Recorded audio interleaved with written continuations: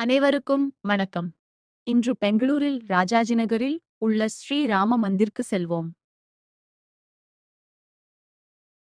கோயிலுக்கு வந்தவுடன் 63 அடி உயரமுள்ள பிரம்மாண்டமான ராமாஞ்சநேய சிலை நம் மனதை கொள்ளை கொள்கிறது.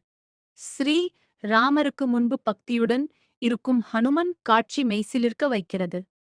இது நாட்டிலேயே ராமருடன் ஹனுமானும் இணைந்து இருக்கும் மிக உயரமான சிலைகளில் ஒன்று.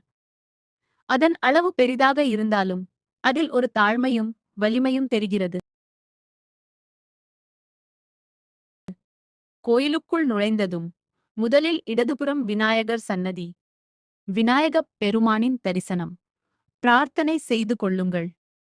விநாயகர் தடைகளை நீக்கி புதிய தொடக்கங்களை தரும் தெய்வமாக அமர்ந்திருந்தார். அடுத்தது சிவன் சன்னதி. இங்கே சிவபெருமான் பிரசன்னா ராமேஸ்வரராக அருள்பாலிக்கிறார். சிவலிங்கம் அமைதியான சிவசக்தியை வழங்கி மன அமைதியை பரப்புகிறது.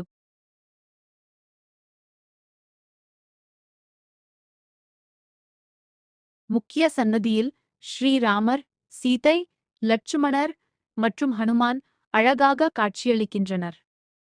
நீங்கள் இங்கே ஒன்றை கவனித்திருக்கலாம். ராமர் மற்றும் லட்சுமணன் இருவரின் தலைகளும் ஒரு பக்கமாகச் சாய்ந்துள்ளன. அதற்கான காரணம் தெரிந்தால் கீழே கமெண்ட் தெரிவிக்கவும். இந்த கோயிலில் ராமருடன் சேர்த்து மற்ற தெய்வங்களும் தனித்தனி சன்னதிகளில் இருக்கின்றனர்.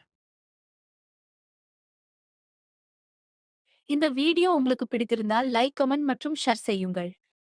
நீங்கள் இன்னும் சேனலுக்கு சப்ஸ்கிரைப் செய்யவில்லை என்றால் உடனே சப்ஸ்கிரைப் செய்யுங்கள். நன்றி. நந்திதேவர் தூய பக்தியின் சின்னமாக நின்று சிவனின் அருளை நினைவூட்டுகிறார். சண்டிகேஸ்வரர் சிவனின் அருளை பாதுகாக்கும் தெய்வமாக இருக்கிறார். தத்தாத்ரேயர் பிரம்மா, விஷ்ணு, சிவன் மூவரின் ஒருங்கிணைந்த ரூபமாக குரு தெய்வமாக வணங்கப்படுகிறார். ஞானத்தையும் ஆன்மீக வழிகாட்டுதலையும் தருகிறார். நவகிரகங்களும் அமைக்கப்பட்டிருப்பது நம் வாழ்வின் கிரக தாக்கங்களை சமப்படுத்தி சுபமான பலன்களை அளிக்க உதவுகின்றன.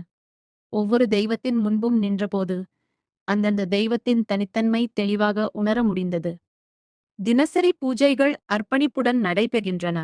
காலை மற்றும் மாலை நேரங்களில் அபிஷேகம், அலங்காரம், ஆரத்தி ஆகியவை தொடர்ந்து நடக்கின்றன. பக்தர்கள் வந்து பிரார்த்தனை செய்து பிரசாதம் வாங்கி இலேசான மனதுடன் திரும்புகிறார்கள்.